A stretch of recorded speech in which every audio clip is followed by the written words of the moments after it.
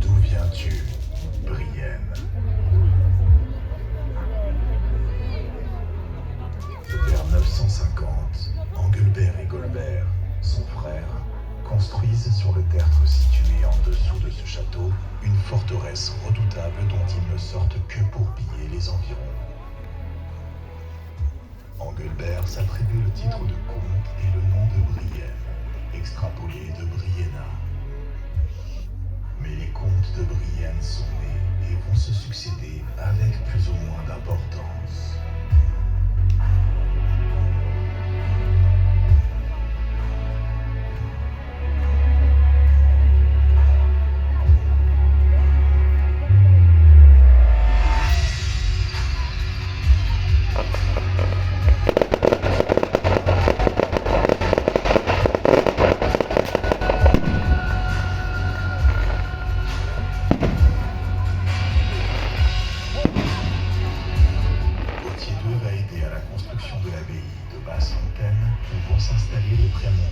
Avant qu'il ne participe à la seconde croisade pour mourir en Terre Sainte.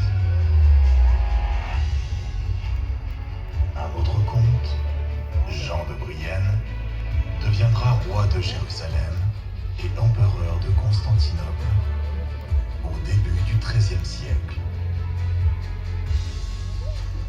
Autour du castel initial et des terres de plus en plus nombreuses, les comtes de Brienne vont se succéder avec des appellations diverses. d'Anguin, de Luxembourg, pour arriver en 1640 à Henri-Auguste de Loménie, 31e comte de Brienne.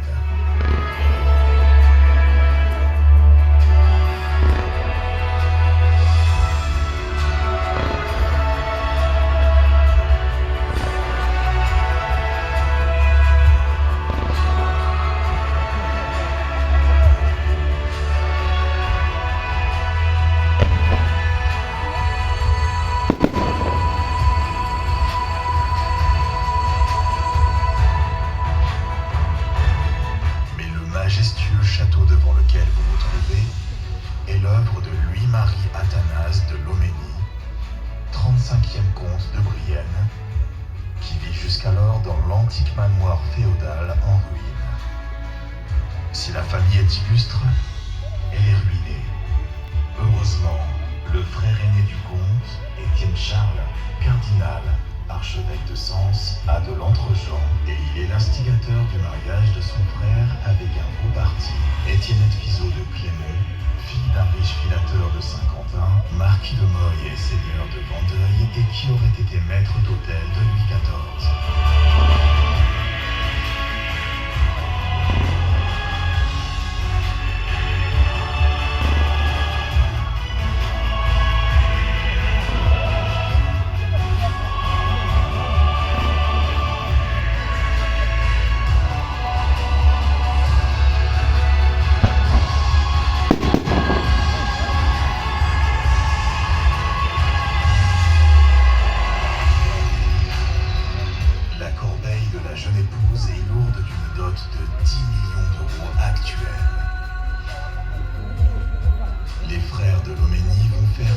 Cet édifice par l'architecte Jean-Louis Fontaine, qui a fait réaliser un travail de terrassement énorme avant de poser le bâtiment, rasant la crête et en étalant les terres en jardins arborés sur l'arrière.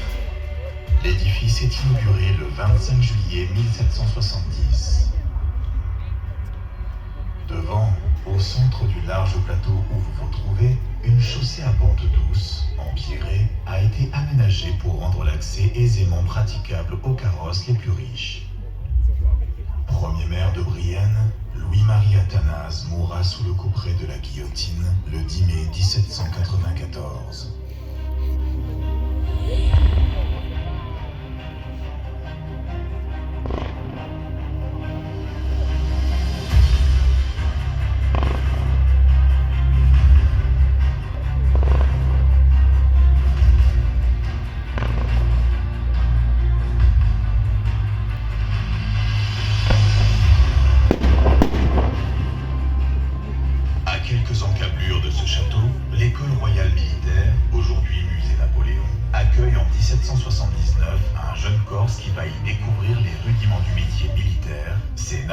Bonaparte, le futur empereur qui y restera 5 ans.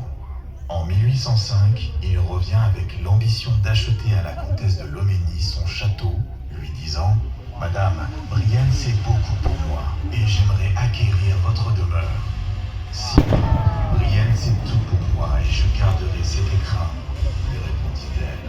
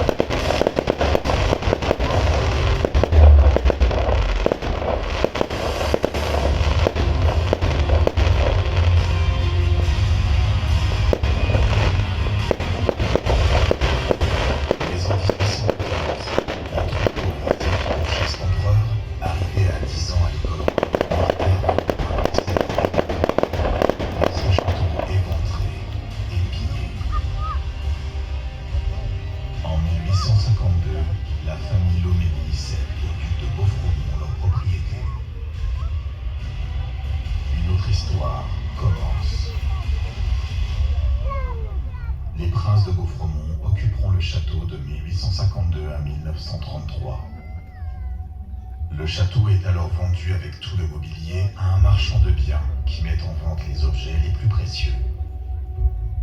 Le bâtiment est cédé en 1955, à l'état quasi de ruine, au Conseil général de l'Aube, qui établira dans ses murs les services administratifs et médico-techniques du centre psychothérapie départemental qu'une loi impose depuis le 30 juin 1838. À l'extérieur, dans le parc, sont construits les pavillons qui abritent depuis 1959 les patients dans l'établissement public de santé mentale de l'Aube, désignation officielle du moment et propriétaire des lieux.